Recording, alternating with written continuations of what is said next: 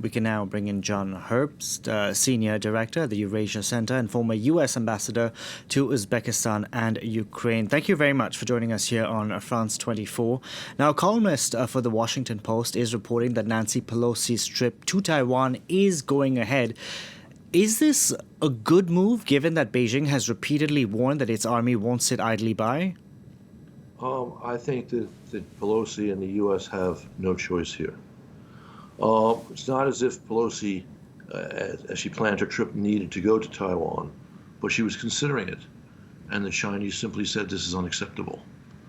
And the Chinese are not in a position and should not be in a position to dictate the United States visiting, a senior U.S. official visiting Taiwan or anywhere else. So if we were to bow to Chinese dictates, it would say that China has the right to determine where American officials can go. And that would only encourage more aggressive tendencies in Beijing. I understand the optics wouldn't look good, but secretly, the Biden administration doesn't want Nancy Pelosi to make this trip to Taiwan. Who gets to decide?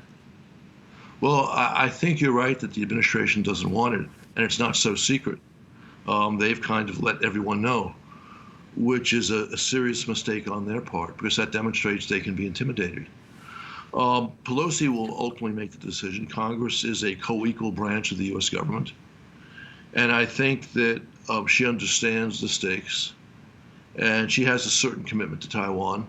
So I would expect to see her go, but we'll have to see. Is it?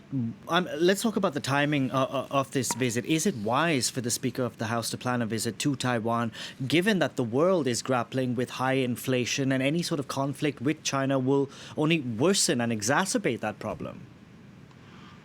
There's no reason why her visiting Taiwan should have any impact at all on global economic conditions, including inflation. The Chinese are going to huff and puff and see if they can intimidate the United States.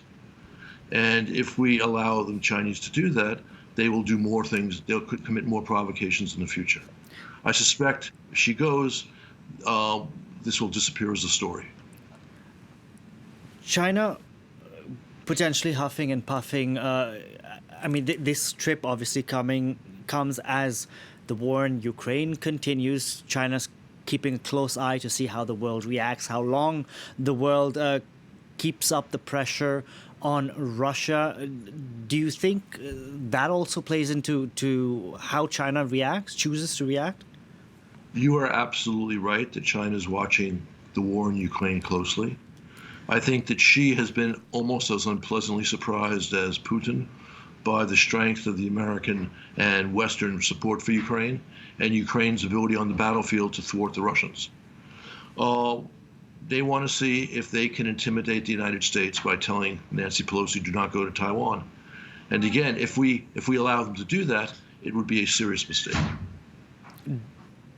Do you think China could react with more than just words? I don't think so. I suspect that if we do this, the Chinese have no real card to play.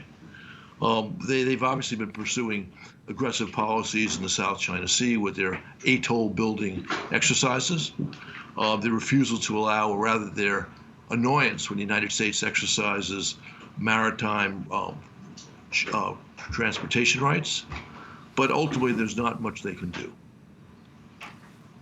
Is Nancy Pelosi thinking about her legacy with making this trip? I don't rule it out.